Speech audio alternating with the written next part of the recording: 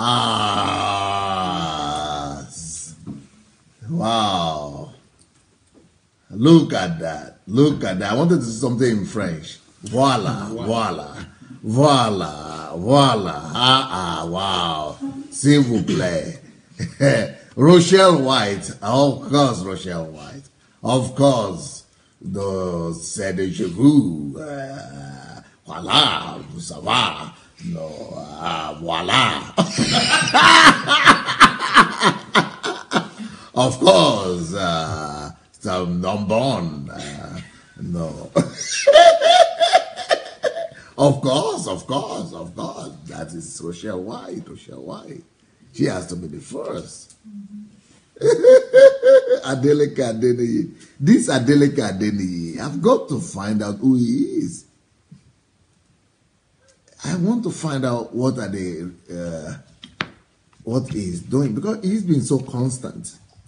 I want to find out what has he done with the teachings, and how many teachings has he listened to, and what's he doing with it? Because you cannot be so constant, and I don't see your fruits. I want to know about his life.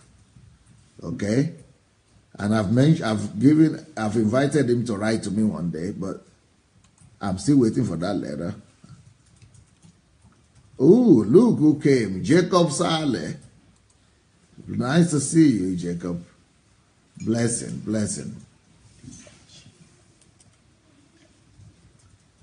We are going to have another wonderful program today. Okay, we have Adeola Disu, of course. That's our hero here. Innocent Magaji, Ravele has all of a sudden become a constant. Flora Ibrahim. I will not be surprised if Ravele will be coming to Ukraine soon. Patty Pat, Onyiye Okoro, Anastasia McDonald. Anastasia, I tried to call you today on your messenger, but you are nowhere to be found. Molly B, you are questioning one of my thoughts. Somebody quoted my word somewhere. I forgot what quotation in particular, and you are challenging it. I said, oh, it's a pity. You are challenging it on the Facebook and not on my page, so I couldn't even answer you. Why don't you write me about it? I would have explained to you the truth, the second side of it that the person didn't write. Ushe Nwadike. Okay. Ustia Ali. Ebenezer Oyedeji. Emmy Doris. Ernest Erbong. Uriyomi. Mesonge, Shinwe, Ayotunde Odusanya, Jide Balogo, Godwin Ibekwe, Irene, Eme, Yomi Jegede, Jide Olajule, Valentina Shabanu, good evening, Dobre Veshe Daraga, Olushegu Afolabi, MJ, Afolabi Michael, Ebenezer Oyedeji, Funke Raji, Maiken, Clemsy, Arit, Olayinka Adeyemo, Ebenezer, Bishop Richard Eberige, Susanna, Esther Kuganja. Oh, Wale Banjoko, that's my cousin there. Jane Munsaka, Isaiah Taylor. Well, welcome everyone. Monica, welcome for joining us. Well, here we go.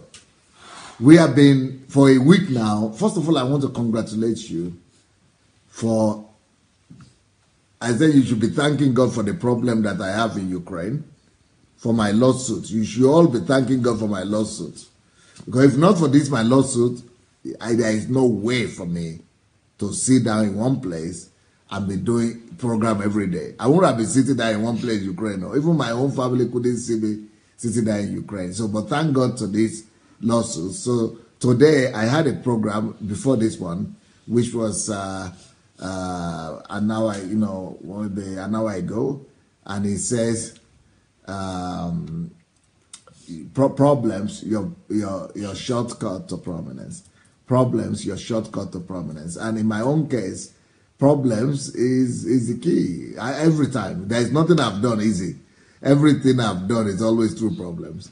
And I'm looking at this program now. If not for this Facebook, if not for problems, I wouldn't have even started this Facebook page. And I'm thinking about it and I'm saying, okay, this series on truth, there is no way I would have talked about it. Not just this series, many series that I've dealt with. I have them in my notebook. There was no time for it. And I never knew that. And I'm so grateful to God myself because, can you believe it? I'm 50. I'm getting old. And I have so much to tell the world, and I have so much to release to the world that I'm actually afraid that I don't have enough years left to give to the world everything that I've got. And I'm so thankful to this problem, because if not this problem that I have in Ukraine, I won't have written so many books. I won't have been doing these programs. And I'm so happy doing this now that I don't even want to travel anymore, even when I have the time to travel, apart from going to Nigeria. All the people sending their invitation, I said, forget about it. I'm only interested in Nigeria and, in releasing all that is in me. Right now, it's going to be a very sad thing if I die.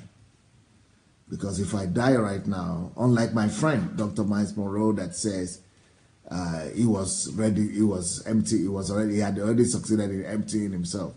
I have not emptied myself at all. I have not even scratched the surface. I have so much to give to the world that I think everything I've given so far is just like 1%. So I don't stand a chance to even make it. I think I need to do some extra work to be able to give so much that I wish to give to the world. But this is one of the important ones that I really wanted to share with the world, the understanding of truth. And I was talking to some people before I put on this broadcast, and I was thinking, even on the truth alone, I have so much to share. It might last us for like 3 months. And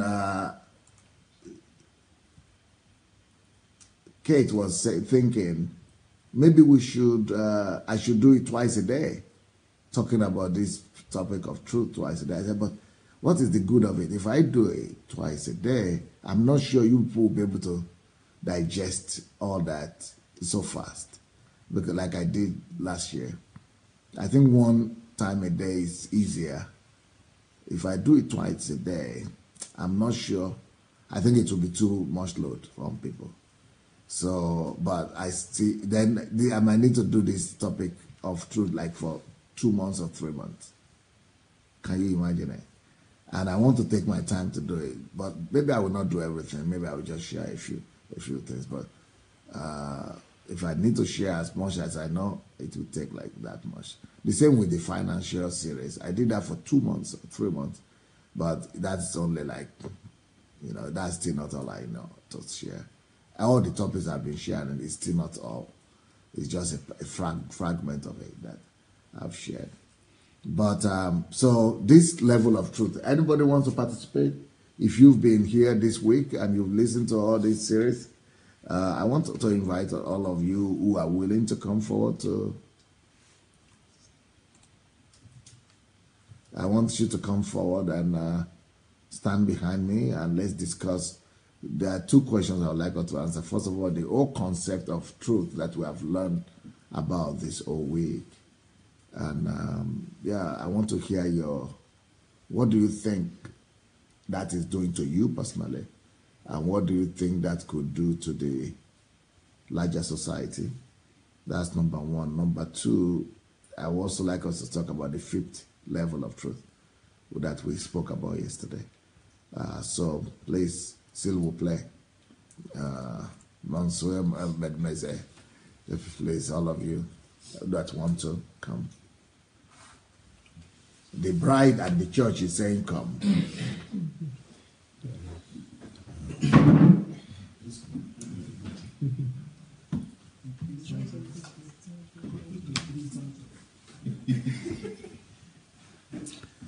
So while they are coming, I would like to say that the 5 levels of truth that we went through are number 1 stage of truth, which is number 1 phase of. Okay, you want to start talking about it? Okay, good. So the first stage is about the truth that I tell myself about myself. So that is on the first stage of truth. Then on the second stage of truth is the truth about others that I tell myself. Louder, because they will not. So on the second stage is the truth about other people that I tell myself about. You might not people. even need to bend though, because we are bending now. There is a lot of space. Yeah. So on the first level, the truth I tell myself about myself, and then on the second level is the truth about other people that I tell myself. Then on this third stage is the truth about myself, right, that I tell the world, the truth about myself that I share to the world. Then on the fourth level of truth is the truth about other people that I share with them. So, and that for me, I think was my favorite. Then on the fifth level of truth is the truth that, the embodiment of truth that I share with the world. So I'm just placing the truth out. Any other person come. If you don't come now in the next 2 minutes, and in the next 2 seconds, you are out of this program. So on the and you will never come to my program again.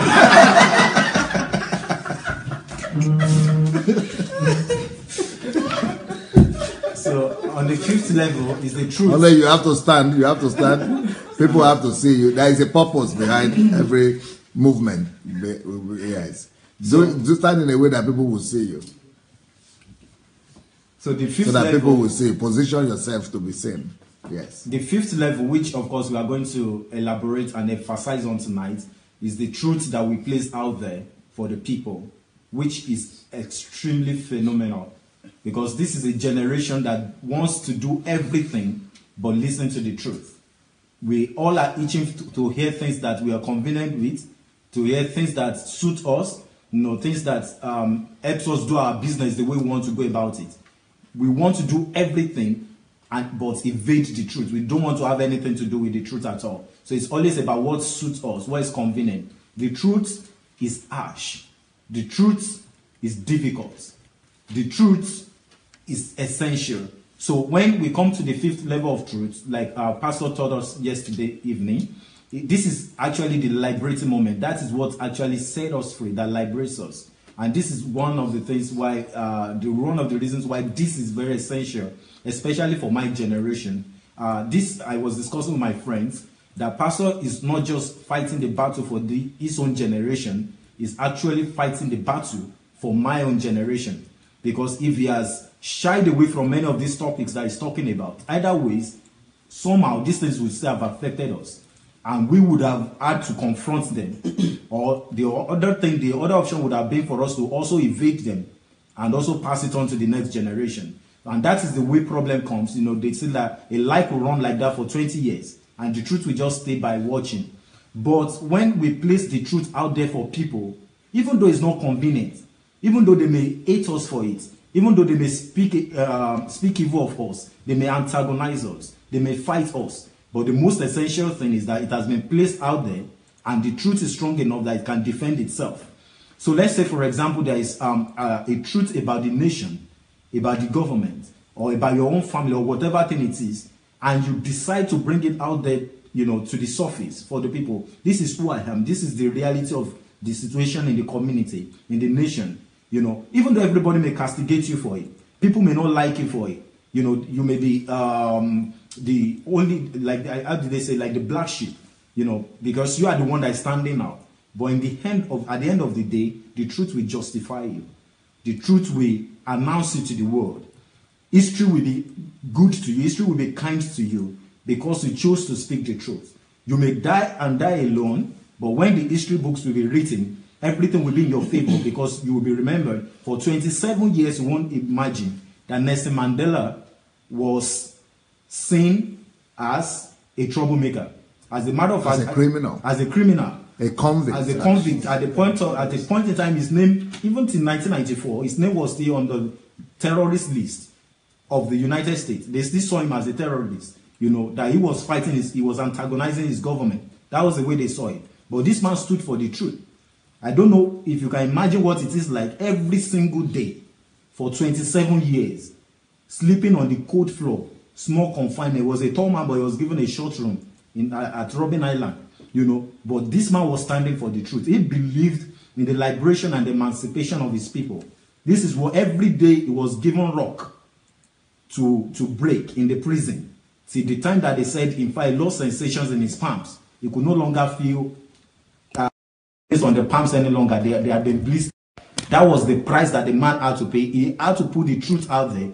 And at the end of the day, you would a hero. He became a celebrity. By the time the man died, his death was like a worldwide celebration. Nobody has seen the world had not seen a man celebrated that way before. That is what truth can do. Another example I love to cite is Martin Luther King Jr. You know, as a man that was fighting for the liberation of the black people in the country, more than 30 times or about 29 times, this man was actually put in jail. He was put in prison for one reason or the other. He was seen as a troublemaker. His co-preachers, people who should stand with him, they stood against him. They said no, they didn't want to identify with him. He was a troublemaker, and he was forced to write a letter that was called the letter from the prison, from Alabama, you know, because he was trying to explain to his preachers why he had to be preaching what he was preaching, you know. And at the end of the day today, all of those preachers that even stood against him, that vilified him, we don't even know them, we don't remember them, but we remember the man who stood for the truth. Martin Luther King stood for the truth in his generation, and eventually when he was shot at the age of 39, he was already known for one thing, you know, the liberation of the people, the freedom of his people. So I don't know whatever thing it is that is in your heart to do, or that is in my heart to do, we have to stand for the truth. Now, it may not be easy. Nobody is saying it's going to be easy. You are going to be fought against, you are going to be threatened, you are going to be vilified, you are going to be put out there to hang and dry. But at the end of the day, either it's 27 years, like in the case of Nelson Mandela, or it's 50 years, or it's eternity, history will always be good to you. You have stood for the truth. Truth will vindicate you. Truth will vindicate you. Truth will fight for you. Truth will be nice to you. Truth will cater for you. Truth will cater for your children. Men like Obafemi Awolowo in Nigeria, and everybody wants to identify with that name today. But he was in prison for he was in prison. He was incarcerated for 6 years. Yes, his own people stood. He was betrayed. His own people betrayed him. His own people didn't like him. They fought. It's funny how generations were. But the same people later worshipped him. They worshipped. Everybody wanted to identify. He became their hero. But when he was alive, he wasn't celebrated. Awu wasn't celebrated. He was not the celebrated person that we know him to be today. He was they saw him as a troublemaker. They said he was training soldiers outside of the country that wanted to break away the southwestern Nigeria. He wanted to, you know, and they put him in prison. But for the sake of truth, this man stood. Everybody knew him. He was a man that was far ahead of his time. He stood his ground for the liberation, for the development of his people. He stood for the unity of Nigeria. And today, everybody wants to identify with that name because he stood for the truth. So while in our lifetime, we may not even be identified, we may not be celebrated, people may hate us, they may stand against us, but one day, if we will not shake our legs, or it will not be shaken, it will not stand away from this platform of truth, will be justified. So they say, even though your voice is shaking, make sure you speak the truth.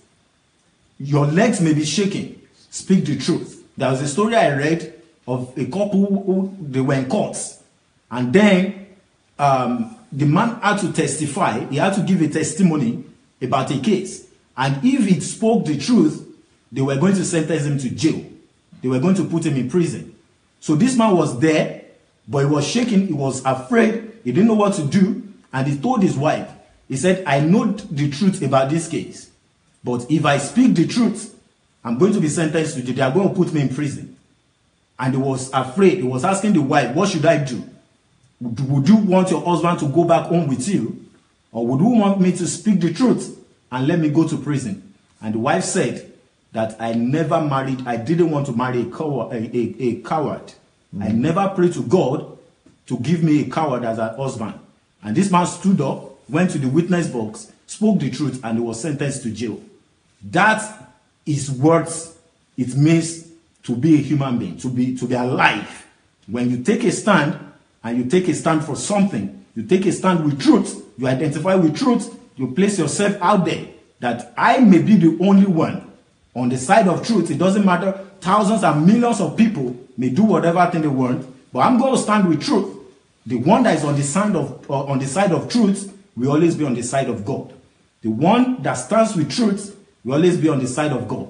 There may be thousands of prophets who are saying, go forth now, go down, go make this trip. Thousands of people may be lying. It doesn't matter what name they bear. They may be prophets, they may be evangelists, they may carry whatever title that they want to carry, but that doesn't mean that they are speaking. There will just be that one man who is going to say, I'm going to speak the truth in my generation. I'm going to identify with the truth. It doesn't matter if I have no friends. It doesn't matter if I do not have a family. But at the end of the day, truth will justify such a man. So that is what I have to say. No, after you have spoken so eloquently, yes, and you did a great job, I must tell you that one. Which question did you answer? Out of the two. Or you don't even remember any one of them again. So the question is...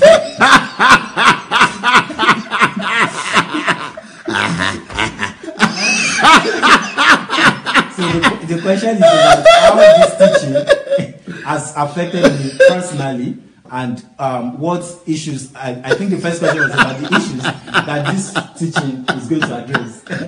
Whoa. The issues like.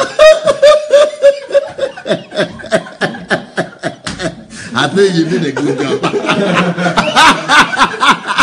You can remain standing, let the next one come.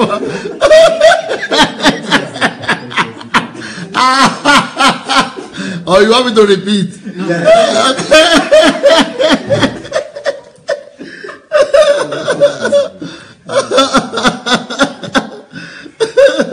Please come on. Who is the next now? I did. Come on, You are not an upstart or what? You are also be upstarts now. People are saying powerful Dr. Success.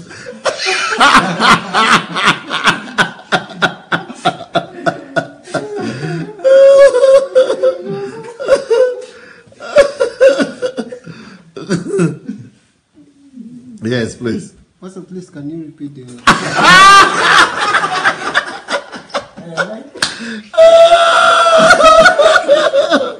I was wondering, why is he quiet? Why did he come here and he's now looking at me? Okay. The first question is, what is your own general opinion? What are you feeling about this topic, the truth, the levels of truth that we have addressed this week? No, I've not finished. That's not the end. So what are you thinking about that? What are your feelings? What are you experiencing? What are you feeling like? That about this whole topic. What do you think effect is going to have on this? That's number one. What are you feeling about it? What's your opinion? The second one is, what do you think it will do to the society? What do you think it could do to Africa, to Nigeria? And then the third one is the fifth level of truth. What do what do we want to say? The one we discussed yesterday, which is the fifth level of truth. Good evening, everybody. This is I.D. Peter. Doctor, first and foremost, I must say, today you say that you are getting older, you are an old man. Not be today alone, no. I don't talk that one since. It's today that I was close to you, very close to you, that you said it. You are not old because the truth that you have revealed to us this week is living in us. My own generation, our generation. And the truth never gets old. And the truth never gets old. You have passed the baton to us. my generation, our generation, we will not continue in the dark ages that our parents, our forefathers continued. This truth that has been revealed to us this week, we will run with it. We will guide this truth. We will carry it everywhere. We will broadcast it. We will show it to the world. Because what the world needs the truth. Simply what they need, they just need the truth. So that even though they reject the truth will come back to vindicate us. So this week has been a week that I have been able to see that there is hope for Africa. And there is hope for Nigeria, because this truth has been able thanks to truth, thanks to this truth, because we haven't heard it anywhere. The only thing that we hear is the quotation. They just quote it, but they practice. Quote what? They just quote, "You shall know the truth, and the truth shall set you free." That is the only truth that has been. But this truth that Doctor has been able to break down this past week has really solidified the kingdom of God. If you check out this truth, the kingdom of God is in this truth. The totality of the kingdom of God is this truth. Because you cannot escape the first stage of truth, which is the truth that you speak about yourself. You cannot escape it. You have to face. There is love, and there is patience. And for you to move to the next stage, there is an empathy, and there is love also. For you to get to the third stages of truth, which is the truth that you declare to the whole world, and even to the fourth that the fourth stages of truth that you have to give as a suggestion. Not something that you will use to hammer, to beat somebody at it. You must. This truth that we have received. Doctor, you are not just old, you are new in us, in every of your disciples that we are looking up to you. We will run with it. So, in the nutshell, this truth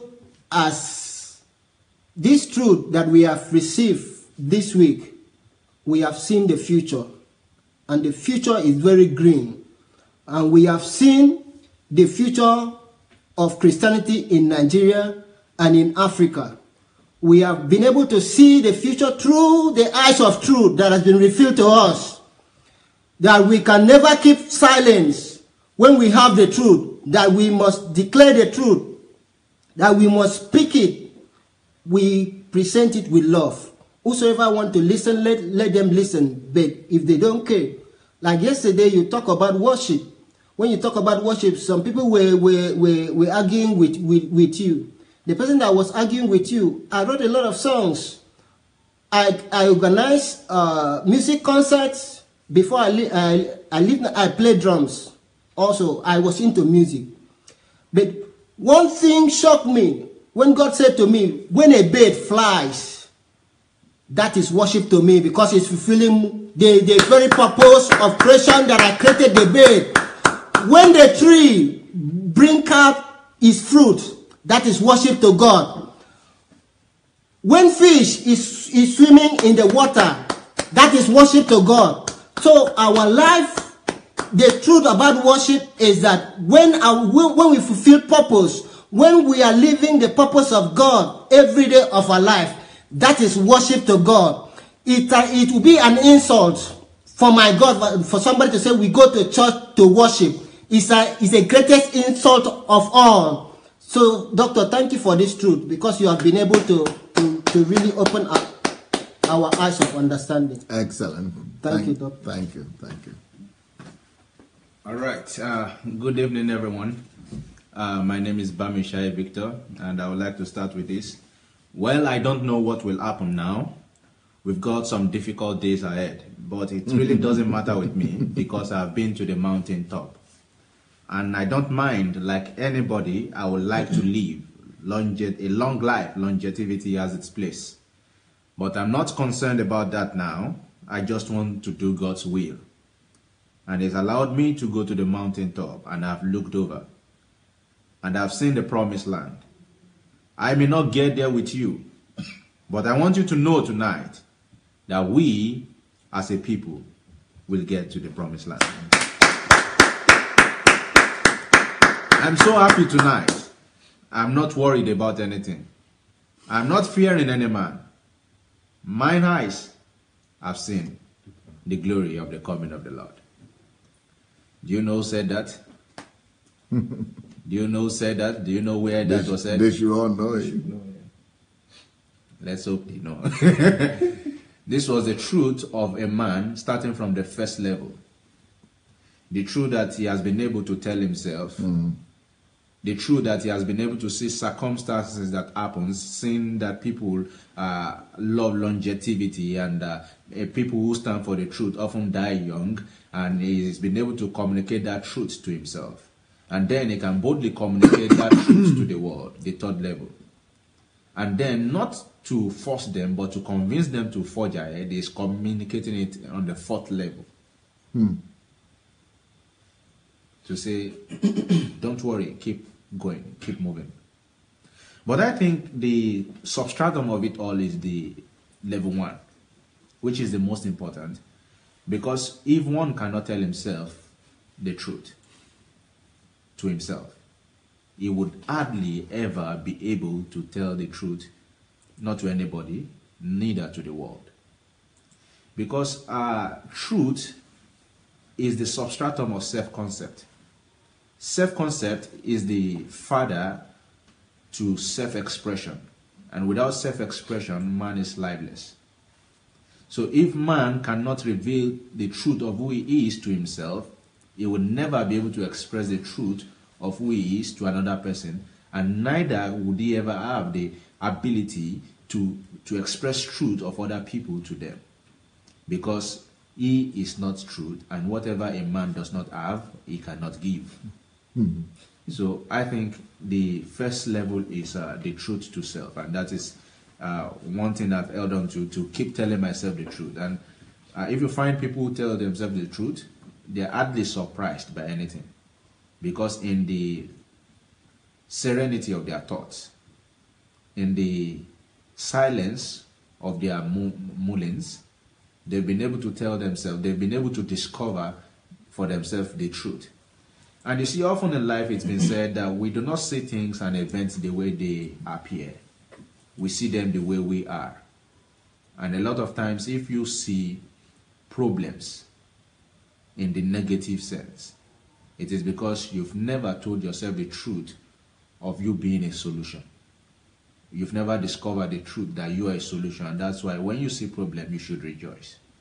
But the day you encounter that truth and you're able to live in that truth, I think it changes your outlook. And so when you're communicating to somebody, you're communicating something entirely different. They may not get it because they are not living in that personal truth. But it's the level of truth that you can communicate what is your truth now, and you hope that it can convince them to see what that is. It is true then, therefore, that Jesus, living in heaven, to live on earth as a form, did not lose his truth as an essence. So to be able to tell himself the truth of I am the Son of God, and you find out that every time the devil wants to attack you, he first attacks the truth that is meant to be in your personal space. Albeit the truth of your essence. Yeah, the truth of your essence. That the devil, look at it in the first place, the fall of man. Let's go back to the fall of man. They were given instruction, do not eat this or you will die. And the serpent came and said, did God really say? So he was questioning the truth. The truth. The moment anything attacks your truth, it is attacking your essence. So he said, did God really say? And you see, we have to give it to women here, Pastor. It took 6 verses. The woman who was not even giving the instruction was arguing with the devil. Mm-hmm. But when the man came, he just took less than half a verse. He just said, I will just capitulate straight away, no questioning. The woman that was not even giving instruction was arguing. So again, the scenario played out after, even if Jesus did not know who he was. But how come it played out after he was baptized and it was seen by many, and the voice came from heaven saying, "This is my beloved son, in whom I am well pleased," that he has been delivered to again the truth. The devil came and said, "If you are the Son of God, turn this stone to bread." Many of us thought the turning of the stone to bread was the temptation. No. The temptation was to test the truth. So if Jesus had tried to prove to him, that means Jesus did not believe his own truth. Because whatever you believe, you don't try to prove to other people, you just leave it. So the devil's life and circumstances, anytime they want to attack you, the first thing they try to attack is the truth. Because the truth, many times, is a testimony to your essence. It's a testament to your essence. So I think if we have more individuals who can keep encountering truth and keep holding on to the truth for themselves, it will be easier for them to communicate the other levels of truth. Or what do you think that a man like Mandela can come out of prison and still love? And still be able to love and say, we need national reconciliation. It cannot be a man trying to communicate just the third level of truth. It must be a man who has accepted it from the first level. And so when the second question arises, how will this affect Africa? I think it is until we have men who have been able to tell themselves the truth that we realize that they are not protected from the menace that is ravaging the continent. That they are not protected in any way. That they are not secured in any way. That this, all of us are in it together. It is until they are able to tell themselves the truth that, in fact, run to America, run to wherever you want to run to. There will never be a place where you will be the first citizen. You will always be a second citizen. Only, of course, you are in your own. And so when we can tell ourselves that truth, then we will begin to think of how to solve the problem and not how to run away from it. I've had so many offers of, Victor, come here, Victor, go there. But I tell them every time, I'm going back to my country. So everything I'm just trying to do is to live in the truth that so many times when God wants to deliver a people, he sends the deliverer abroad. Then he brings them back. If you want to question me, then you must know how did Israel survive the famine that was to come. He had to send Joseph, even though the situation may not be favorable. How did God bring the Israelites out of Egypt? He had to send Moses, even though the situation may not be favorable. How did Jesus, in fact, survive? Herod had to do something and they had to go out of Israel and had to live in Egypt. And there was trained. He was called professor because of the intellectual capacity he had. I mean, he displayed. So, living in that truth, I'm able to tell myself that I am just under training and I must go back as soon as possible. But I must live in the reality of that truth, not to be discouraged by the system I'm still going back to meet at all, because it's going to stand as a challenge. So it is when one lives in that reality himself that he can do exploits in the face of challenges. And I think the third question, so I don't miss it, the fifth level, the truth you speak to the world. Like I said again, I think for me, the fifth level, everything still boils on the first level. Because after you've spoken the fifth level, everyone still tries to drill into what is the core of your being, what do you really represent? And it always boils back to the first level. Because how many times have we heard people speak? And the truth is, I tell people, someone asked me that, do politicians lie when they make promises? I said no. They don't lie when they make promises. They lie only after their tenure has ended and they've not done it. Because what they made in the first place was a promise. Anyone could fulfill the promise at any time. And the reason why you bought it is because you have an expectation. So when they communicated to your expectation, that was not a lie. It was a truth. It was, the promise was what you needed. It only became a lie when the tenure ended and they never did anything. So, and very fast you realize that what was a truth has now fast become a lie. So I believe that the fifth level is not really about what you say to the world, but who are you to the world.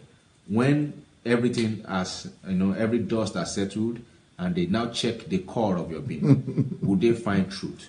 Or are you just a commentator of truth? A lot of people talk these days, and it's not just about the talk. It's about who can you be, even when you are not allowed to talk. Pastor has told us about the pastor who was preaching more even after his tongue had been cut off. So who are you in the real sense? And that's why I believe the first level, which is, and you put it rightly, the first level is the substratum of everything, is the most important. It will give rise to to the expression of any other level. So to be able to tell ourselves the truth, to encounter the truth. And I think that is really important. I could talk on and on and on and on and on and on, but the most important thing is that you personally encounter truth, and that encounter will express itself in every facet of your life.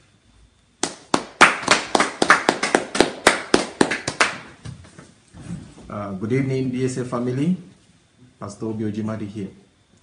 I was almost like trying to charge my younger brother here, Victor, for vulgarism. It's like he took more than 70% of what I wanted to say. It's like he stole my lines, but that's fine. The levels of truth. The foundation is the most important, the basics. And that's the first level, the truth you tell yourself. The problem that we have in this world today is that a lot of people jump from nowhere to the fifth level, trying to tell the whole world how it should be, the truth. And when people weigh them, put them on the scale, weigh them first, the truth, so-called truth they are talking about, and weigh their first level, it's like there's no balance there. And then that's where credibility is lost. And that is why some other people who come out there to speak or to say the truth on the fifth level, when people look at them, or maybe they believe that, yes, the first level, they are good and they are credible. And when they can now misuse that, leap into the fifth level and now start misleading people, have their own truth. So that is why the first level is the ultimate. It is the foundation on which the rest, stands. Now, the truth you tell yourself about yourself. You cannot give what you don't have.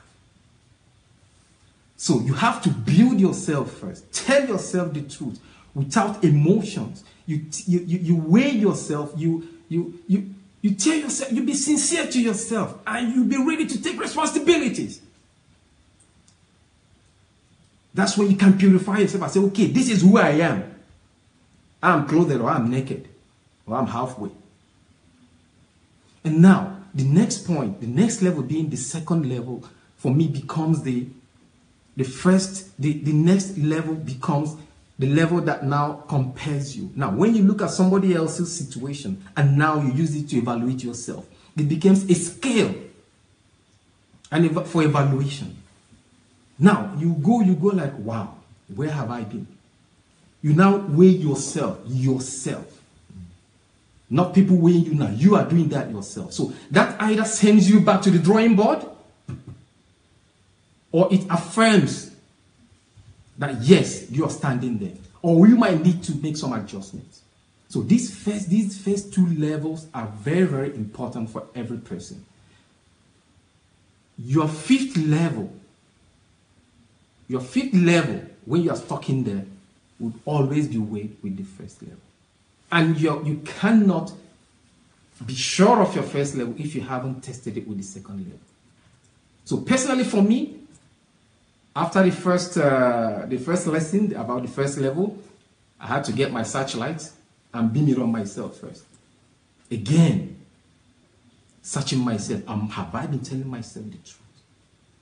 Then I start moving to the next level, comparing with some other people.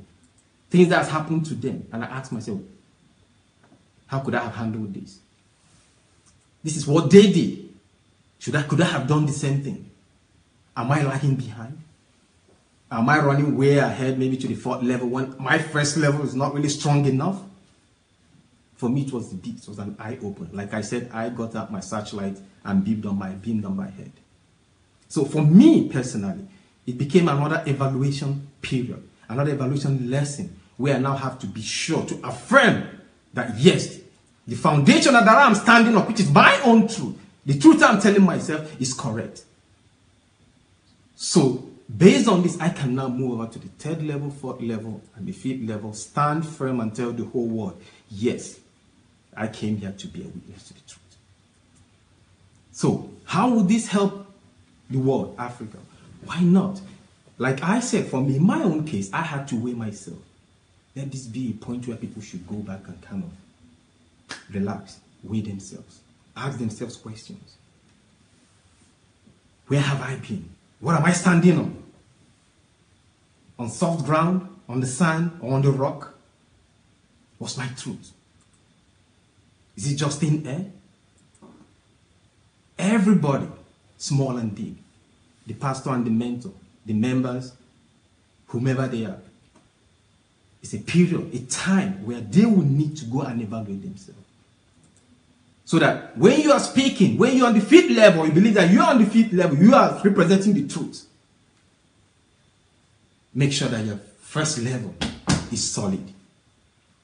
That is what is going to help people. And people who are already sure of themselves, new people will rise and say, oh, okay. And they can now look at those ones who've been there so-called on the 5th level and understand that it's all a mirage. People can get up and speak up. People can now know where the truth is. They can now weigh their 5th levels with the 1st levels of the so-called people who are bearing witness to the truth or who've been telling them the truth. Now, the 3rd question. 5th level. The 5th level. The 5th level is the that is ultimate goal, I would say. Once you're already on the strong ground, your first level is perfect. You've searched yourself, you've built yourself. Now, the ultimate goal is not just the 2nd, the 3rd, and the 4th. You have to throw it out. You have to stand firm. Stand by the truth. Whether you are in Nazi Germany, or you are in apartheid South Africa, or whether you are in the US then, during the civil rights movement, or you are in pre-colonial Nigeria, you stand for the truth. And you proclaim the truth. So, all the levels of truth you pass through them, and the ultimate message, the goal, the purpose, is for you to get to the 5th level and proclaim the truth to the world. So that is the ultimate goal. That is the ultimate message in this whole thing. So for me, it's been another learning period. I've searched myself. I've weighed myself. And like they say, like Christ said, if you hold forth to my teachings, then you are my disciples. And then you will know the truth, for the truth shall set you free. So from the 1st level, when you know the truth, it shall set you free already from the 1st level. I am adapting it to this particular scripture. And then you can move forward. So that when you get to the 5th level and you are talking, you know that you are free because you are talking from the truth. And you can proclaim the truth. Thank you, everybody. I'm not through with you guys. I still have other questions I have for you. The next question that you have answered the first few questions I had. The next question I have is that how will you people combine this particular series on the levels of truth with the series that preceded it? The series about the plague of silence. So how can we change a continent, change a nation? And how do you personally plan to change a nation and change your generation? Thanks to the combination of these two things. The plague of silence, and then the levels of truth. Anyone come forward, please. Thank you so much for that question. I think the truth is never hidden. The truth is always like the light, always shining. And so wherever you see a truth not spoken, is like a light that has become darkness. And the Bible itself gave that scenario, that how great is that light. So how great is a truth that is silent? I don't think it's any longer, because I don't think it's becoming a truth any longer. So the truth can never be silent. The truth is always there. The truth only sometimes, and not just sometimes, every time, needs a voice. It needs a voice. By the way, if you people have not yet shared this is part of the voice. If you have not shared the message yet, please let's go ahead and look for look for the button to share the message. Look under your video, you'll be able to share it. Please go ahead and share the message. Go ahead and share this video. Yes. So it's part of you using your voice to voice your choice. No pun intended. All right. So the truth is always looking for a voice. And the question is, are you going to be, no, I should not be talking to you. Am I going to be the voice of truth, the voice of reasoning, the voice of intellect, the voice of that is dear for the people? And many times my answer has been yes. Some other times I've also been scared. But now the truth is, when you encounter the truth in its real self, you find out what is and what is not. You find out what is major and what is minor. Then you are able to decide within the parameters of truth how to live your life. For example, when you realize that people who live for truth never die, then you'll never be scared of your transformation from this earthly world, this materialistic world, to an immaterial one. Because those who have ever stood for truth are never forgotten. Those who are forgotten are those who never stood for truth. Those who never used their voice to speak for truth. Everyone who has spoken for truth are never forgotten. That is what it means when they say posterity always judges. Posterity is the judge of truth, but it comes later in the future. And I've been to so many places that things happen, and one of the things I'm ever grateful for is that I don't have any regret. There has never been anything that I said that I wish I said this. I don't think I give that chance. But even more, as I progress, as I grow, there are more controversial issues that are going to arise, and one will want to be diplomatic. And I'm learning more that I need to speak. No matter how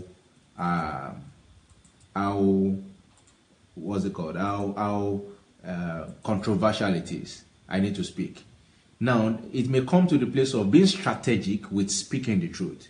It may come to the place of speaking the truth with love, not sugarcoating the truth, but speaking it with love. But the truth must be spoken anyway. And the question is, would I derive pleasure? Would I accept the privilege of being the vessel through which the truth would be spoken? And to that I say yes. And to those of you who want to be like me, I say yeah. Mm-hmm. There is the second aspect of that question. Yes, sir. The first aspect is what you answered. How will you connect the plague of silence and this level of truth, and maybe not even level of truth, but the power and force of truth? And how will you? What are you doing? That's the second part of this question.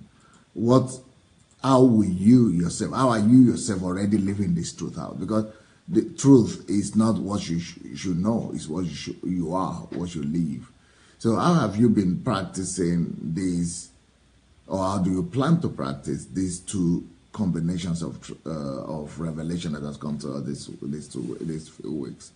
The plague of silence, and then the power and force of truth. How have you been living this truth? or plan to. Yeah, those. So use it to change the world, the Yes, society. yes. Those who are well familiar with me will know I'm that guy who doesn't keep silent. But far more, I've learned again this week that beyond speaking is speaking the truth. So I have decided to keep digging deep into truth. So no matter what the subject of the matter is, before I speak first, the first thing I'm interested in is my message that I'm going to speak going to be true?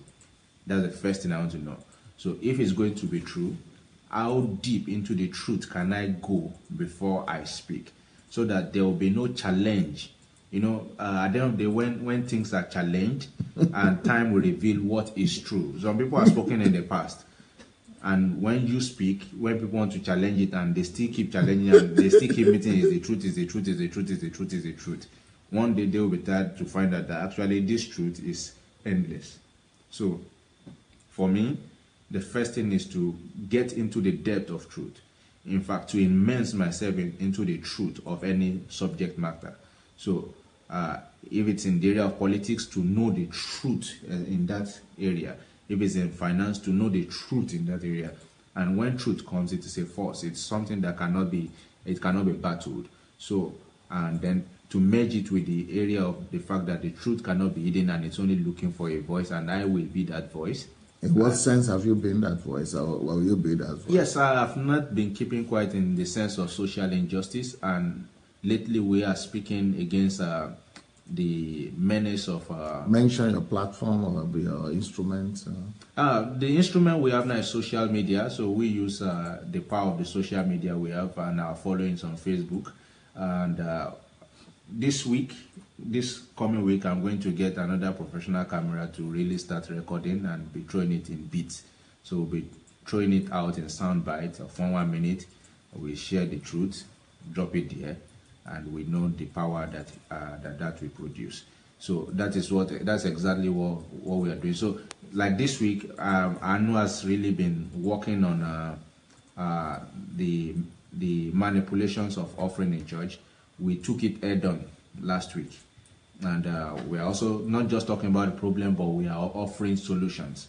And part of the solution, especially to those who are following, you notice that we're not just telling you about how not to spend your money uselessly. We are also trying to help you find how to make money so that you can work for kingdom advancement, because we know you cannot use for kingdom advancement what you do not have.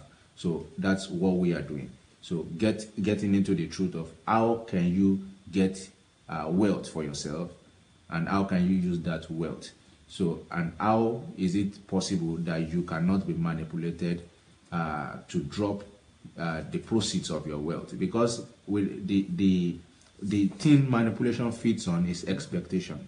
There's actually something you need, that someone has told you that if you do this, then you will get this. But what if we can help you reconstruct it and know that, and change that expectation, and let you know that you are not, God does not operate on what's this Ponzi scheme. Yeah, there's no divine or supernatural Ponzi scheme. You don't invest in it and expect such returns. God doesn't operate that way. So we can then help you change and rechannel your expectations. And if that has happened, the channel with which they used to exploit you and manipulate you will no longer be there. And so that's what we've been doing, raising our voice through the platform and instrumentality of social media. And yes, we'll keep doing that, because that is, I mean, there are 2 billion people on Facebook. Can you imagine? So, I mean, that's the biggest country right now in the world. So we keep speaking. The biggest church. Yeah. Okay, thank you so much. Who is the next one? Do you remember the question, or I need to repeat this time? I remember the question. Okay. How we will possibly connect this series of truth with the plague of silence. And then what you are doing already. Yes, what I am doing already, or what I'm planning to do. Doctor, I sincerely want to thank you so much, because the series has been planned timely. It has been planned timely, first of all, so that people people will wake up from the mirage of silence, of deception, that they cannot speak, that only so-called men of God, the anointed men of God, are the only one that will speak for everybody. And they hide under the umbrella of touch not my anointed and do my prophet no harms. So last week, those myths was tear apart. You open our eyes to see that every one of us are anointed. That we were anointed even in the womb of our mother. You quote a Bible passage in Jeremiah chapter 1. And as a good Bible student, I remember it's from verse 4 that the Bible starts to narrate that every one of us, we are anointed. So, the truth in connection with the plague of silence, we will not be alive, and history will not vindicate us if we don't speak out once we encounter the truth. Because the truth is alive. We are the truth. The Bible says that blessed are the pure in heart, for they shall see God. And then that is when you make romance with the truth. When you make romance with the truth, with your purity in heart, that is when God become a flesh, when God become flesh in you. And with the knowledge of the truth, you'll be able to speak out, because the truth needs the voice to speak out. The truth needs a pen to be penned down. A truth needs a platform to reach the hands of the earth. The truth needs to be shared abroad. The truth. Someone needs to listen to the truth. Someone needs to read the truth in every media.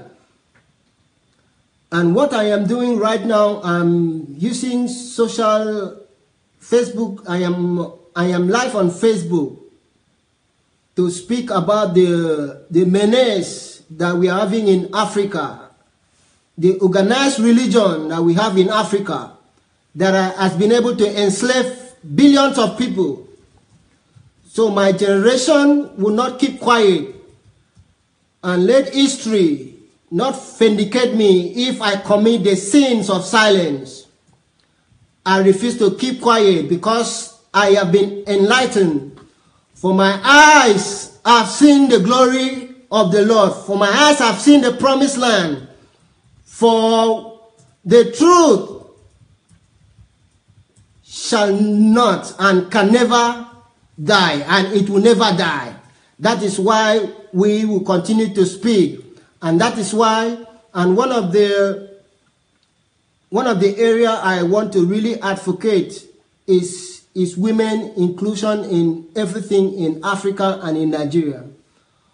Until women has been given a place, a pride of place in our country and in our continent, I am sorry to say that we will never attain development. We will never go nowhere, because when I was studying in Belarus, I understand that coming from the background of, I was a social science student, so I had some difficulties understanding maths.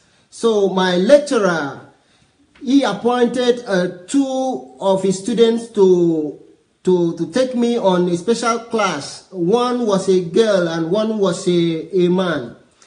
But it will shock you to know that the best of them that taught me was a lady.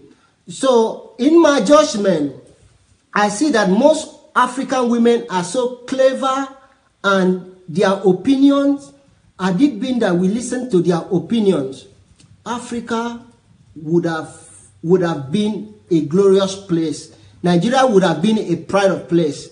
But because of this so-called culture that women are not supposed to speak, or their opinion is not needed when national issues or family issues. So that is why Africa is in the place of menace it is now, and Nigeria also. So I am raising my voice on the social media, also on the menace of churches that we are having. In every street in Nigeria, you have 3 churches. We don't have any library in all the streets. So I am looking forward to use the social media. I want to use social media and also to inform my government that they don't even need to build all those things. It's to just convert those churches to libraries. It's public money. It's the people that build the place. So that children who don't have children that don't have money to access education, they can have place to access education, and also libraries. Until I travel to Europe, that I have been able to see I can spend much of my time in library. But in Africa, we don't have libraries. And also I'll be using my platform also to broadcast that we don't need the study. We don't need CRK or Islamic studies in our school curriculum. What we need now is coding.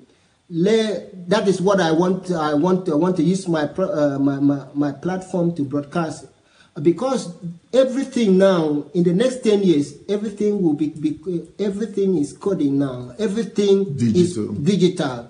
We are living in a changing world. The world that is changing at the blink of your eyes. So if we get that done, we will be ahead of some countries. So, Doctor, once again, I really want to appreciate you. Thank you so much. Thank you. Thank you so much. Do I need to remind you the question, or you remember? I remember. The first question is on how I am going to relate the plague of silence that I've come to understand with the last session on the levels of truth.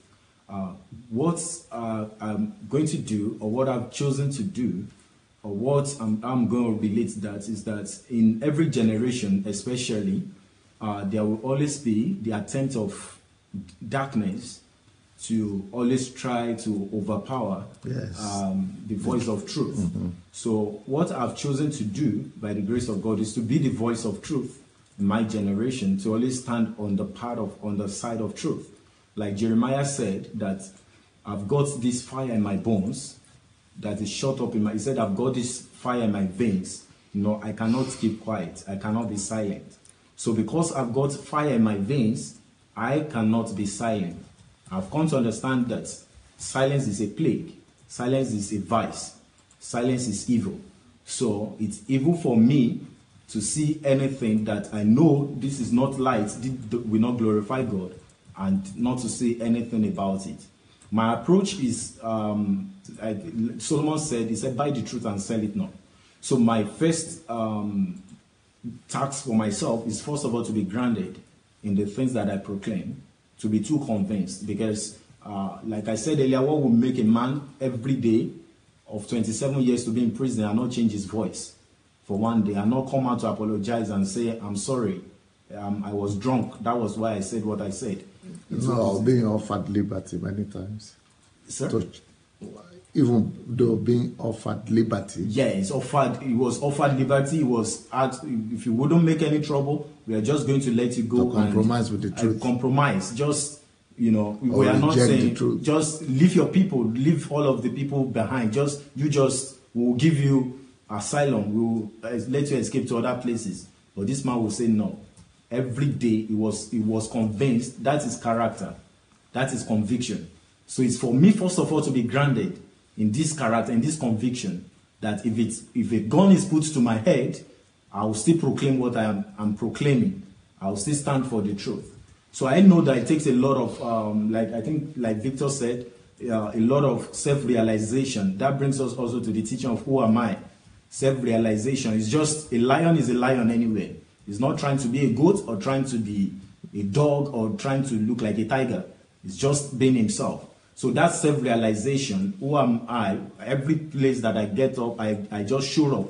I reveal who I am in that environment. So I'll be like somebody said, like a coffee. When you put it in water, it changes the color. You know, it's just unveiling itself, and it changes the atmosphere, the color. So that is what I've chosen to be grounded in who God made me. I know that success is the name given by my parents, but there's a name that heaven calls me. So first of all is to know what heaven calls me here on earth, and to every day reveal that to the world, that solution to the world. So it doesn't matter in what continent of the world I am. It doesn't matter whichever way the problem presents itself. I will just always be the voice of truth, the voice of solution. So that is my my approach to that. How have I started this? What am I doing concerning this? By working very, very strongly on myself. Every day for me is training camp. I take every day very seriously and very deliberately, because I want to really, really understand to the fullest who I am, who God has made me on this earth. I want to be able to maximize my existence, so that by the time I die, I want to be 100% released to the world. I want to have taken advantage of all of my gifts, all of my talent, all of my skills, all of my potential, everything that I would just die empty.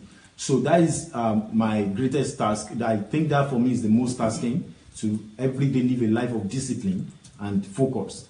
So that is one of the things I'm doing, you know, studying, solitude, everything that I can do. And then, of course, I've raised certain movements, certain strategies, and certain plans that a lot of projects that currently I'm doing, either by myself, with my team, or with different people like that. And speaking out, I'm using my social media platform, everything I am. I just want to unveil myself. Either I'm on social media or out of social media, I want to unveil myself. I want the world to meet me at least once. I want everybody in the world to meet me at least once, either through what I write or through what I say, or it's whether I... what are those platforms? You want to mention some of them to us? Yes, I have a Facebook platform, which I'm definitely going to use to raise a movement. My name is on you're Facebook, already using? Which I'm already using to raise a movement. And this is really working because I get a lot of feedbacks. And this is very interesting because even through the social media platform, I'm able to mentor people. People that I've never met, people that, you know, a lot of people write to me and they say to me that they identify with what I'm doing, with what I'm sharing. They may not be able to like or share my post because of fear, but they identify with my message, with what the truth that I'm sharing. And this is very, very special, especially when young people write these things to me, and my heart is gladdened. So we are becoming a voice of truth in our generation. Little by little, we are getting together. By doing what? You write articles? I write articles. I write articles, a lot of writing that I do through my blog and through my Facebook platforms. I write books. I write just anything at all that I can do to be the voice of truth, to let out my voice out there for people to identify the truth. My passion really is for young people. Is for young people. I don't see myself care so much about the older generation. Sometimes I really pity them. But my passion is for the young people. I don't want my generation to live certain level of life that the older generation subjected themselves to. So through all of this teaching that Dr. Sunday has taught us, he has definitely paved the way for us. So the journey has become easier for many of us. We are just walking in that light to become the voice of truth in our generation. We understand that men of evil are passing on the baton to their own younger generation, but we are also receiving the baton from our older generation, and we are going to stand for the truth. We are going to be the pillar of truth on the earth for God in our own generation. So this is what I've determined to do. It's a lot of self-resolve, because there are definitely things that will be intimidating. There are times when I'm wondering, am I really crazy? I hope I'm a sane person, because sometimes it looks like I'm just being a mad person, just doing the things I do. So that is more tasking to be resolved, to have that self-resolve, that personal conviction of art all the time, and not to allow my voice to shake at any point based on what I believe and what I teach. So that for me is, I'm going to relate the plague of silence, and I'm going to act on these things. I'm going to change and work on my generation. Thank you. Hello once more. It's like I have two things in my hands here. I have the plague of silence. Here I have the 5 levels of truth. You cannot talk of the levels of truth if you fall under the plague of silence. It is impossible. So, falling under the plague of silence, I will liken it to the fact that somebody has become inactive. We become blind. We become lukewarm. The scripture tells us that you cannot be lukewarm. It's either you're hot or cold.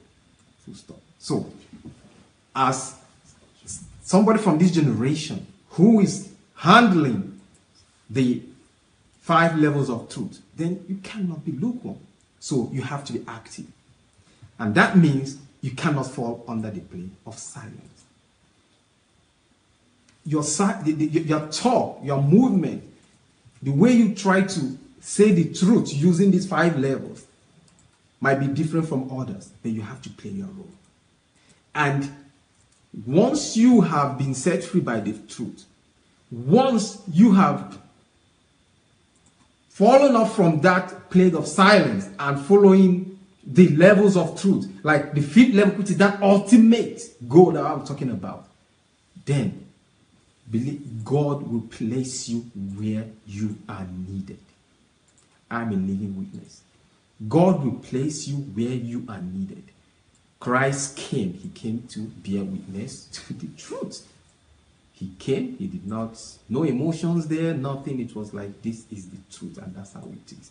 So, you cannot, I repeat, talk of the levels of truth if you are falling under the plague of silence. That's why I'm bringing the two together. It's just not possible. What I'm talking about, God placing you where you need to be. That is the purpose. That is our purpose. We're here to influence, to spread the kingdom words. So that means God will definitely give you your position. I have, like I said, I'm a living witness. I am an example.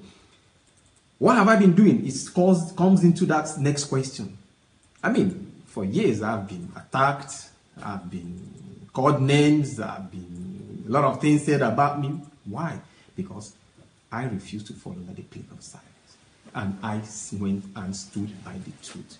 And I believe that when you are speaking the truth, you can forget what you even said. The person can bring it back, weigh it. Yeah, it's the truth. It's the liar that will have to remember what he said. They have to put a second lie to cover the first one, the third one to cover the second, and it continues. Along the line, the chain will break, and the wind will blow him up. So, I have my platforms, and I thank God that God has placed me in a place, in a city, in a country, in a family, in places where I use that same it's like a God-given platform to say it out anytime. And that is why today, both on my platforms on Facebook. Mention some of your my main platform is Facebook. And thank God, God gave me the pulpit. And God gave me, I would say, children's, like my friend Waz used to say. So, and through them, they hear the truth. I get about 2 to 5 messages every day. Somebody writing or calling to ask, this is what I've heard, this is what I've been told, this is what happened. Sir, tell me the truth about it. Or how do I find the truth about this topic? So it's a platform that I am so glad that it's not just about talking. There are people who are already tapping into it. And there are people already also going out there and spreading it without fear. So my Facebook platform is there. My phone, it rings midnight, 2 a.m. in the morning, it rings, text messages, the pulpit. Again, I'm a pastor. I use the opportunity to proclaim this. So pulpit, not just in building. Not just in building. I mean, success knows. We don't worry about building. We can take the whole church, go on a picnic, play with whoever is around there, and preach, talk, enjoy ourselves, and spread the word. We are not limited to the 4 walls. No way. And like I said, God has given me children. I put it that way without wrong English, because there are people there who my wife and I, we reach out to, we influence. I'm not just talking about Christians. I'm talking about even Muslims, people who don't believe it. People, they look at you, look at your life, and know that, yes, I can always come to this man, ask him a question, and he will tell me the truth. Whether I like it or not. He can give me advice. And you cannot give somebody wrong advice. You have to give somebody advice based on the truth that you want that person at least to follow. And you cannot say that truth if you're not strong on that first level of truth. So I thank God for that. Like I said, God has planted me where I should be. And when you find that your truth, when you stand for it, God will definitely plant you where you should be. The Holy Spirit will talk to you. He will tell you what to do, where to go, and whom to speak to. And He will give you the platforms at the same time. So, thank you very much. I thought that was going to be the end, but I still have another question for you people. And that is going to be, you people, okay, some people are even writing now that, thank God we're here, we're hearing you people, God bless you people. They are very inspired by you people. Anyway, that's the short of it. But the question I have for you guys is this: you people are here in Ukraine with me, or you are in Europe, but you have a challenge in your hands. You have a continent to save. What are your understanding or thoughts on, is there any way being here, each one of you, I'm not talking about you as a group, but just you on your own, is there any way you as a person, is there any thought in your mind of how you could use this truth that you are learning, all these things that you people are talking about, people are being inspired, but the continent of almost 1 billion people, they are not even hearing it yet. Nigeria, of almost 200 million people, they are still, majority are still in that bondage. And the people who are celebrated in the country where you people come from are the people who are doing exactly the opposite. They are the ones who are celebrated. They are the ones that are known now. And they are the ones who have millions following them. So, are you people not feeling, what are your feelings? Are you expressing fear? Are you experiencing doubt? Are you experiencing that you are nothing and you are insignificant? Are you experiencing hope? Are you experiencing faith? Are you having strategies in place? Are you seeing something other than just you being here right now? What's going on in your mind and in your spirit about your continent and your country? Thank you so much. The best mentor in the whole wide world.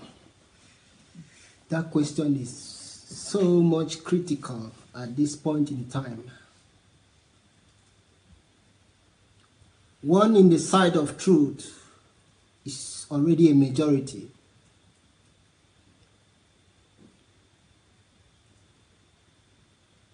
We are not perplexed by our size, but there is lioness in every one of us that is vibrating.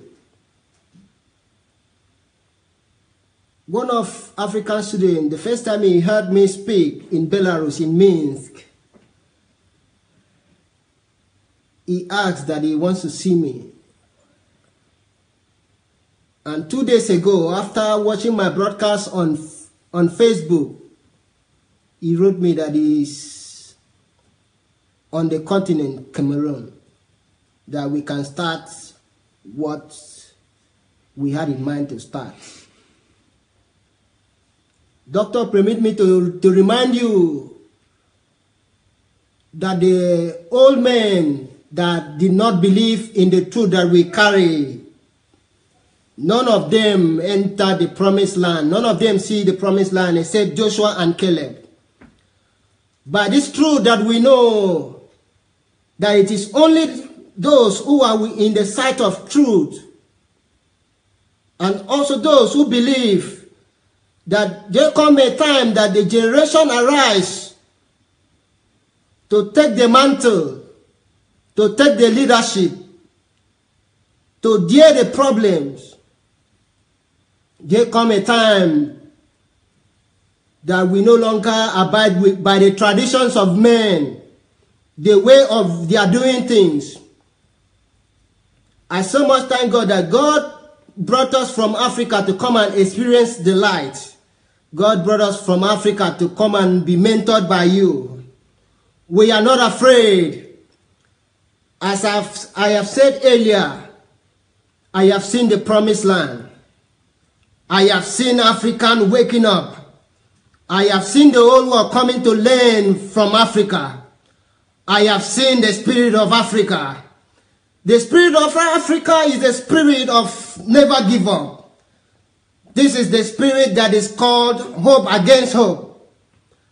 The spirit is called the tenacity of hope.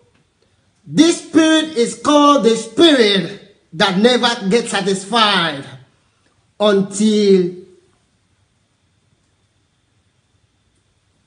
Africa becomes a pride of place. I am not afraid because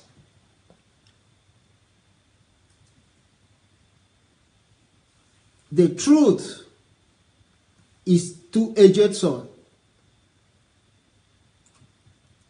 It always vindicates people.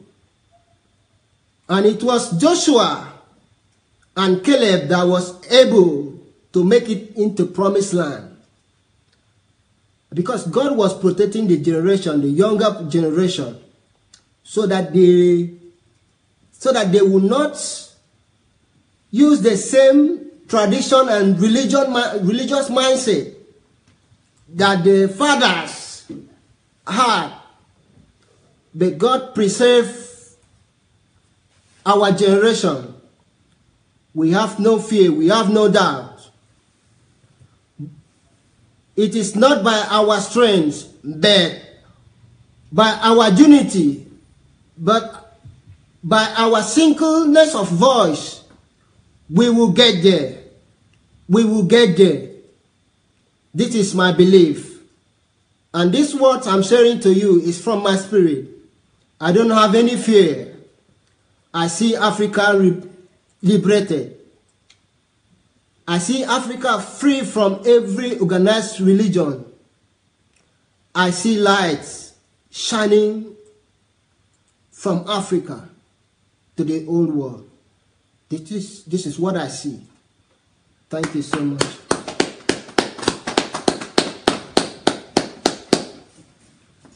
Thank you so much for that question. For me, the way, in my perspective, the way I see it that is going to run, because we are not afraid, is like what Samson did to the feet of the Philistines.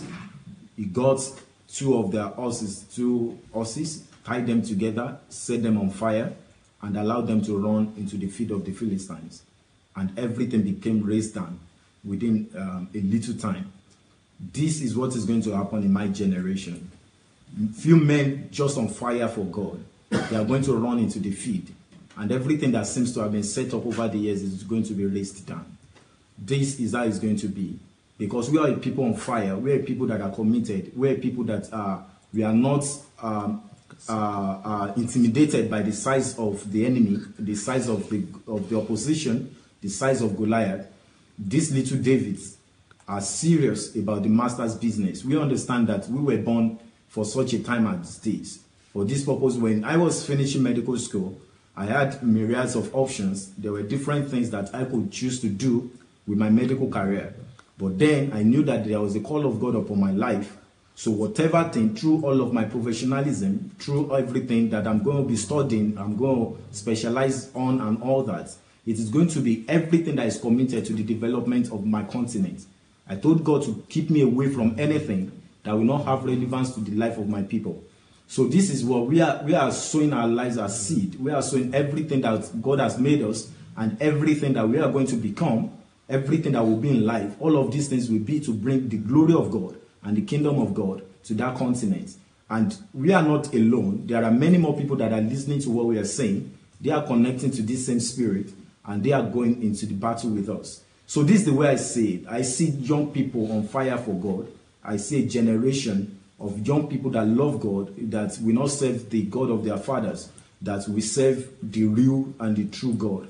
So this is how it's going to be for my generation. We are not intimidated. We are very, very, very, very... This evening we were discussing about problems, how it is a shortcut to prominence. And this is a new understanding that previous generations might not have had. This is a very, very peculiar perspective. That if just maybe that 2%, just that alone, just maybe 1 or 2% of the young people in Africa will have this perspective. Because the way I see it, Africa does not have problem. Whatever problem exists in Africa is my problem. Whatever problem is in my state is my problem. It's not the problem of the government. It's not the problem of what anybody did or what anybody failed to do. It is my problem. And I'm going to arise and I'm going to do something about that problem. So that is another perspective. That's another key right there. And yes, you have the book in which you have to finish it, the personal responsibility. Personal responsibility, yes. So because what you just said now, yes, Africa is not thinking like that yet. Maybe you are. Okay. Maybe those sons, those new generations are. But we have to, I think, somehow quickly spread that. I'm rounding up and working, doing the final things. Yeah, but not just the book, but I'm saying you are right that it's my problem. Yes. And the whole continent needs to begin to think like that. Yes. When just maybe about 1% of people begin to think like that, that alone will revolutionize the entire continent. When we know that, but the problems of the road, that, the problems of flooding, all of this not the government it's problem. not government problem. It's not the problem of government. Let's leave government alone. There's nothing like government. Nobody has ever borne the name government before. It is my problem. It is your problem. When we identify with it, when we identify with the problems, when we identify with the challenges and we take them on, the entire continent is going to be revolution. It will be like something that the world has never seen before. One of the things that African youth possess, which maybe, because I've studied with people from other continents, and this always stands us out. We are people of energy. We are always extremely dedicated to either if it's a good cause, you will see Africans, going all the way. If it's a bad cause, you see them going all the way. So when we channel all of the energy as young people in Africa that we possess, many more young people talking like I'm doing right now. When we have this, when we channel all of this energy to good efforts to take on responsibility in Africa, to revolutionize the system, to take on all of these things for ourselves, then within a little time, Africa will be the new place to be in the world. So that is the way I see it. That is the way. We are not intimidated. We are actually challenged. We are inspired, and we know that it is possible. It is very, very possible. Thank you.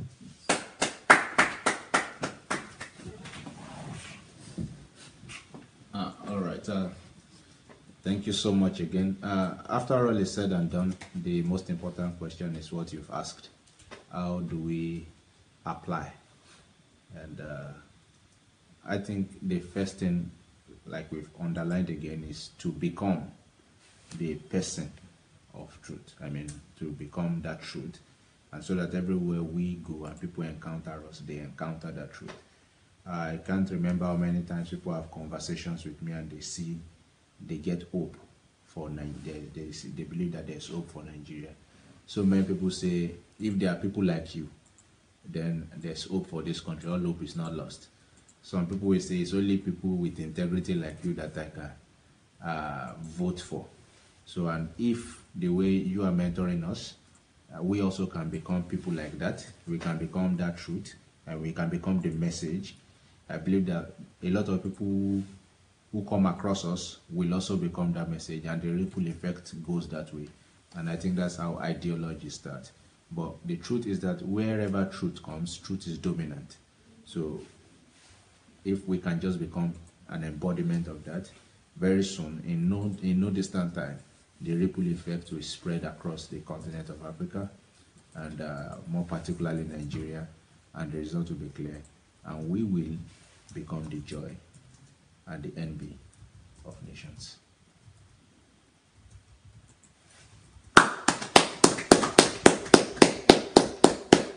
Thank you.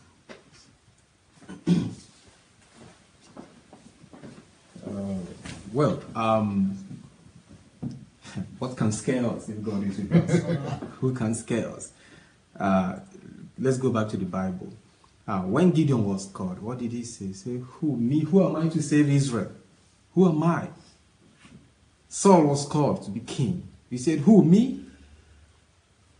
Moses was called to bring Israel out of Egypt. He said, who am I to go to Pharaoh?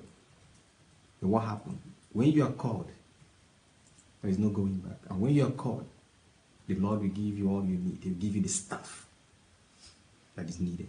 All these people that I mentioned, their names, they have their staff. Not just as staff of office. God gave them the powers through them.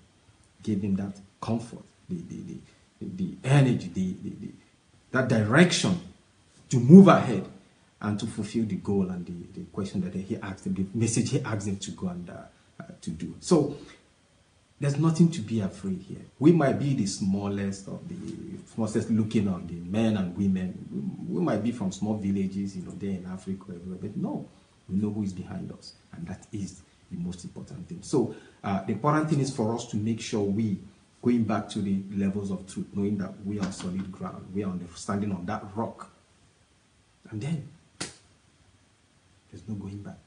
There is no going back. David wasn't scared of Goliath and his height and his armor and everything. He wasn't scared of that because David knew who was behind him. So we cannot keep quiet. The problem in Africa and the continent is so huge, not just politically, economically, talking about even religiously on its own. So why not? It is we cannot fall again under this plague of silence. So it's time for us to move on. If we believe that we are the movers and the changers, then we have to stand up and speak. And while we are speaking, we are speaking the truth. So apart from the fact that I'm already using my platform, the pulpit, my influence and everything, I've already started now going into the politics of what is going on in my own country, Nigeria. I mean, by Thursday evening, we're going to have a live Facebook forum called Nigeria the National Question to address the issues of things going on in Nigeria now. Burning issues that can tear the country apart. And thank God I'm going to have people from different tribes, languages, different religions of Nigeria going to sit down and talk. But this is what the so-called politicians are afraid of doing. Let us show them the way how to do it. Maybe here in our small rooms in Ukraine, they will get the message. There is no going back. Because why? We know who is behind us. We know we are standing on the rock. And we have to move forward. Thank you.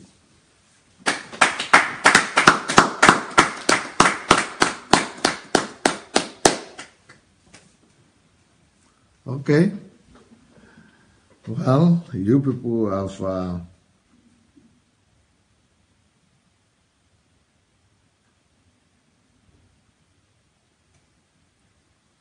okay, I will say it in the words of other people. Let me say it in the word of some of the comments.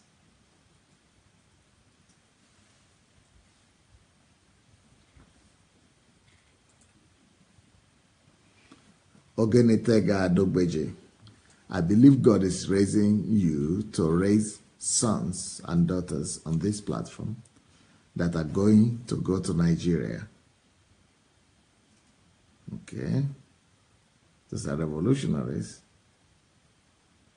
Paul is saying, thank God I am here. I'm part of this DSA family.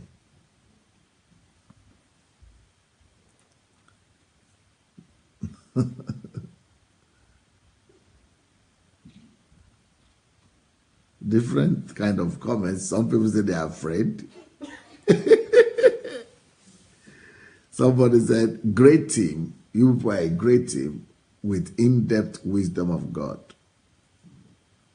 That God will richly bless you. Somebody said, we are going to plant kingdom churches all over Nigeria. And when we get there, and hand them over to kingdom-minded pastors.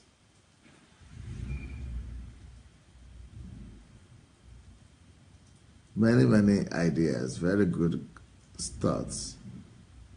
But at the bottom of the day, I think you people are giving hope to people. People are seeing hope thanks to what you are doing and what you have just said. Iguma's son, he says, I'm a youth working on a project already on how to create jobs.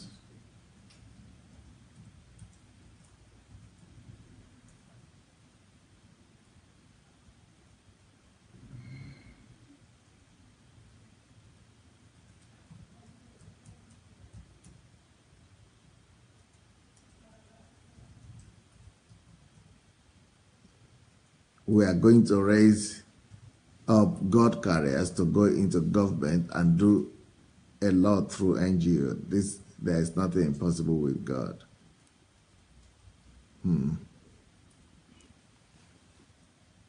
Somebody said, it's been a great time today. Yeah, I think it's a great format. That you are able to, it's one thing to see people, but when you hear their heart, then you could paint a picture in your own mind about what God is actually doing in them, through them, and what God is about to do in the future. So thank you, everybody. Tomorrow, I will be continuing the series, and it's going to be very exciting. Look forward to seeing all of you. God bless you guys. Bye.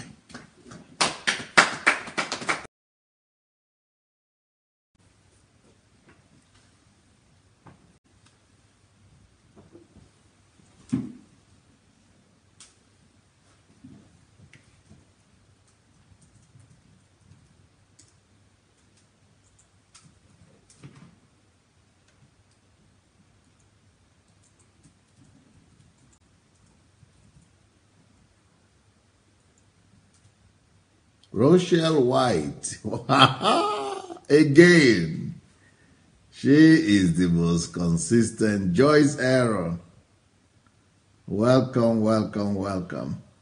Jefferson, long time. I'm sure you've been there somehow, only you've not been saying hi, I guess, but nice to see you. I'm sure you've been there somehow, only you've not been.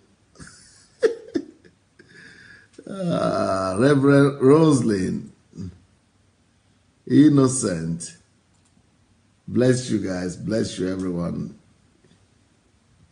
Justin Mayo, Adeola Disu. You see, I have a topic today that I'm going to talk about that is really very is bringing goosebumps on me. I'm feeling such a high level of responsibility for this message today. Because this message is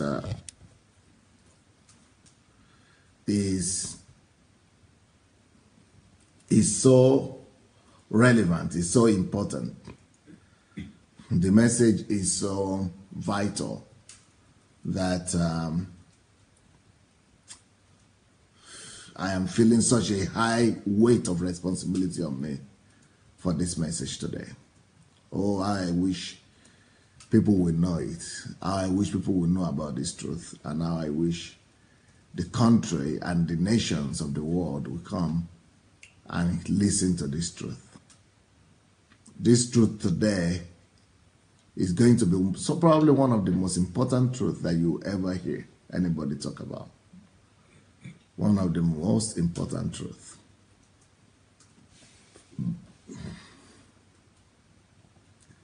One of the most important truths you ever hear anybody talk about. And it's going to be one of the most important truths that I think I'll be talking about. So the series this week is going to be on the truth again, like we did last week. Only this week, the series is going to be called, What is Truth? What is truth? What is truth? Let me give you some of the ideas of what I want to cover, some of the things I want to cover this week. One of the things I want to cover this week, not this week, in this series, because I'm not sure we might finish this week. But I want to talk about what truth is. Then I want to talk about what truth is not. Then I want to talk about what is the truth, because that's a little bit different from what truth is. What is the truth? Then I want to talk about why truth matters. Then I want to talk about the importance of truth. You might say, what's the difference between why truth matters and the importance of truth? But we'll see. Then I want to talk also about how to detect the non-truth, or how to detect lies, falsehood, what is not truth. So this is in this series.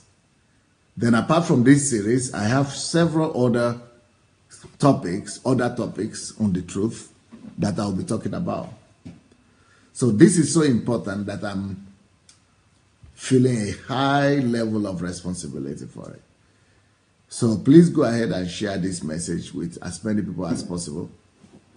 Go and look for your friends that you really love, somebody you really care for, and go and send the invitation to them. Go and send the invitation to them. So this series we are talking on what is truth. Have you ever heard of anybody addressing that so much? Well, I addressed that a little bit. I heard that address when I was studying journalism in philosophy. They talk about, but no, they never give the answer. They have a whole book about it, but no answer. They never have answer for it. I think that after my message, they will all be coming to get the answer from here. What is truth? And many other questions. Well, Father, I pray that I commit this word to your hand, and I pray that you really help me. Not every day I need to pray for assistance from God, but this one I really need this assistance to help me. Father, I pray that you will give me that utterance that is needed. I pray that you will speak to your people by yourself. Thank you that you have heard and you are here. In Jesus' name. Now, somebody could say, how did I know he's heard and he's here? I didn't just say it by faith, because he showed up. I just saw Jesus right now. I can tell you where he's standing. So I just got to know that he's here, and he's giving me his go-ahead and his consent. So he's here. He has just showed up. So we are ready to go. Okay. Somebody else also is saying there that I feel you. I feel it. Good. So why does the truth matters? Why does truth matters? Matter. Why does truth matters? Why truth matters? Why truth matters? Why is truth so important? Why is truth important? Why does truth matter? Why does truth matter? Well,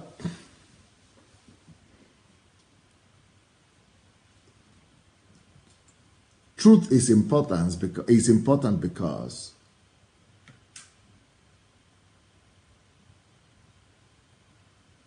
let me start by telling you a story. Recently, was it a few days ago, somebody was talking to me about truth, because I was telling them we are talking about truth, and this person was saying, most of the thing that you hear these days is that truth is relative, and that truth is not absolute, and so truth is not compulsory. Everybody has their own, everybody has his or her own truth, and that truth is not important. So if you want, you can live by the truth. If you don't want, you cannot live by the truth. Truth is an old-fashioned topic. So, what is truth? That's religion. I say it's not religion. You see, if any one of you have listened to my series on the kingdom, I've addressed this a little bit. Let me tell you something about the truth. The fact of the matter is that there is no alternative to the truth. I don't care who denies it. And I don't care how much they deny it. I don't care if the whole world is denying the truth.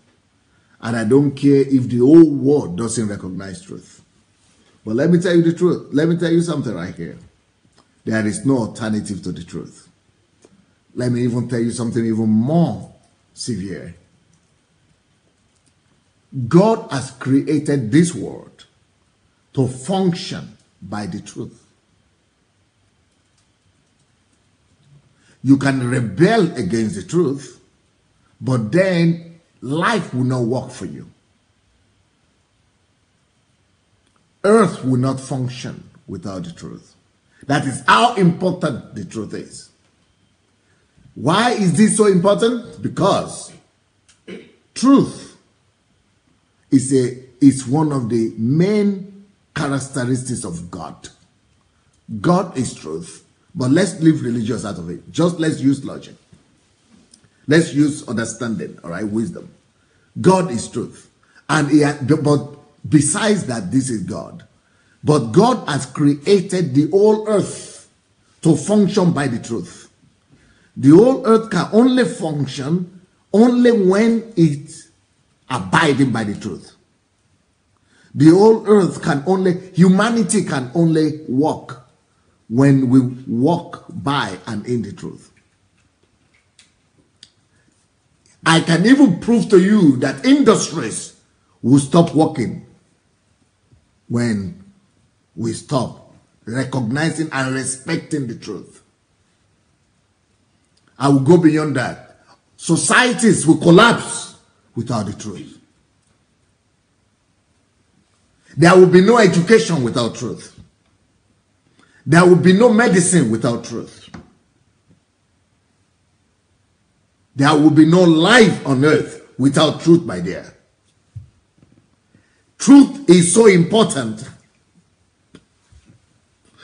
that if my country will recognize how important truth is, we would know that truth is more important than government. Truth is more important than president.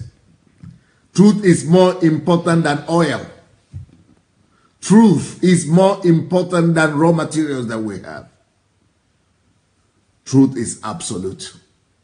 And truth must always be absolute. When truth stops being absolute and relative, we compromise with the truth. And the very foundation of the society begins to shake and begins to fall apart. There is no alternative to the truth, my dear friends. So this person who told me that truth doesn't matter, can you come? Let me use you as an example of success. I told him, okay, you said truth doesn't matter. Let's say, I'm using him as an example. He didn't say that. Let's say you said truth doesn't matter. And I say, okay, you think truth doesn't matter? Okay. Let's take anything. Without the truth, everything collapses. God is the truth, and He has laid the truth as the foundation of the whole universe. In fact, all of us, we wake up this morning and we wake up every day We go by our daily activities, but we don't know that all these things are happening thanks to the truth. We walk in darkness. We know not. We understand not what we have and why things function. Things only work on earth thanks to truth. Let me give you one example. Let's say this society where we live right now, take your society, England, London, Nigeria, America, Ukraine, any country where you are in. And we say, we don't recognize the truth anymore. We revolt against the truth. We don't recognize truth because it's religious or it has to do with God. So we don't want to recognize truth. I will celebrate you. I'll be the first one to clap for you. Good. Bravo. You are so smart. But you will not survive a week without truth. No society will survive it a week without truth. This is why this topic is so key. No society can survive it more than 24 hours without the truth. Even 24 hours, they might not survive it. The power and significance of the truth. So you say there is no truth, and I say, okay, let me prove to you. Let's demonstrate it. Let's go to the laboratories of life and find out why truth is the very basis of your life and your very existence. So let's say you are a president. Even if you are the president of your country and you say you don't want truth, truth doesn't matter, okay. I applaud you. But I guarantee you that you will not survive it for a week. Your whole country will collapse. Okay, you say truth doesn't matter. What that means is we don't recognize the truth. We can live without it. Okay, let's remove truth from every sphere of life. Number one, the people who are supposed to appear at work to monitor the fact that electricity is working. Because truth doesn't matter anymore. They will oversleep. They will not just oversleep. They will say they have done it. Nothing will work. Electricity will first of all go off. The people who are in charge of water supply, since truth is not necessary, they will divert it and go and sell it. Why? Because truth no will matter. Nothing matters. Truth doesn't matter. So there will be no water. You can't go to the toilet. You go to the toilet, no water to flush it. You wake up in the night, if you wake up in the morning, there is still natural water. You can't iron clothes. You can't cook food.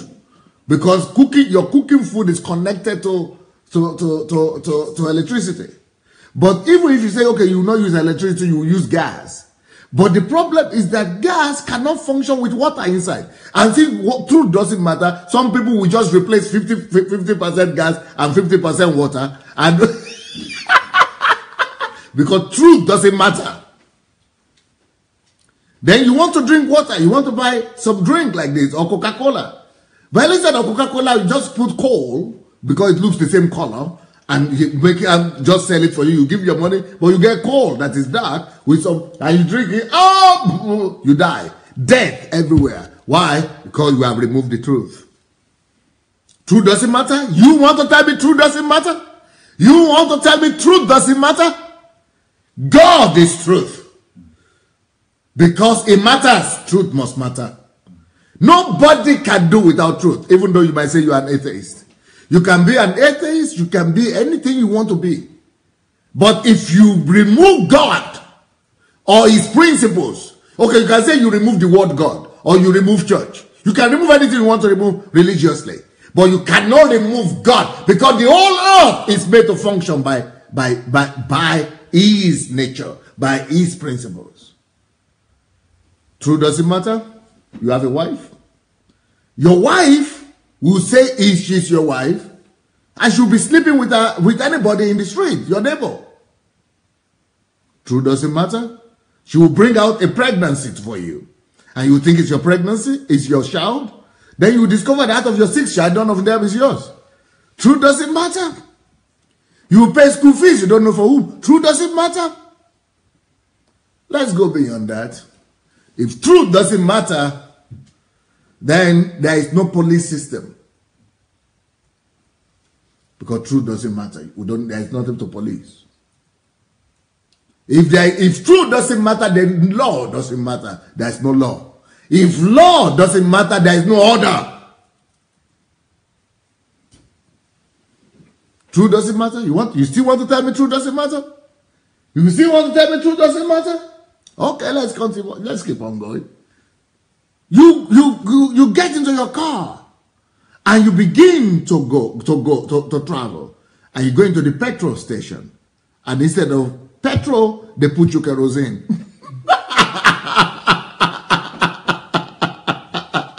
And then your car cannot move. But it's not just your car that cannot move. Every other car that is lying up cannot move. The whole country stands still. No car moving. Even those ones who have oil, petrol, because you have stopped, all of them have to stop too. You want to tell me truth doesn't matter? You want to tell me truth doesn't matter? If then, let's say you have Mercedes-Benz in your country, or this is Germany you are coming from, or you are living in. Because we have a German here. So if you say, somebody say, I love this man, shy. He said, shy, I love this man. He's a man, though, not be a girl. Though. Not a woman. Though. But you see, the tragedy of this whole thing is that nobody talks about this topic. Even pastors and churches don't talk about this truth. You know, when last did you hear anybody talk about truth? People don't talk about truth because they think it's not important. It's just some ephemeral understanding, some philosophical or religious thing. Oh, okay. You want to tell me it's religious stuff? You want to tell me it's religious stuff? That's why something I give my life to. You won't tell me it doesn't matter? If it doesn't matter, I'm not so foolish to give my life to you. Life is about truth.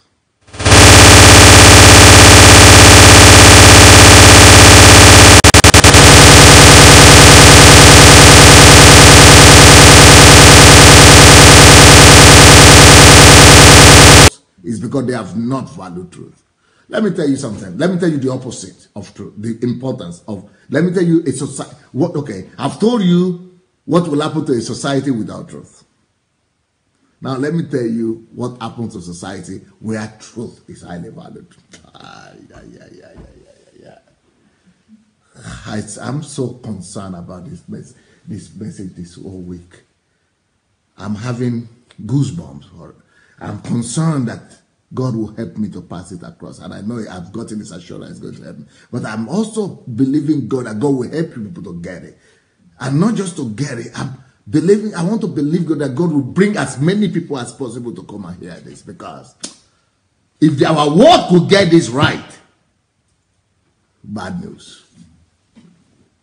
Okay, I didn't finish the German something. Okay, let me finish German before I come to what is okay. What truth is, where truth is okay. So, let's talk about Germany. Let's say you are doing Mercedes-Benz.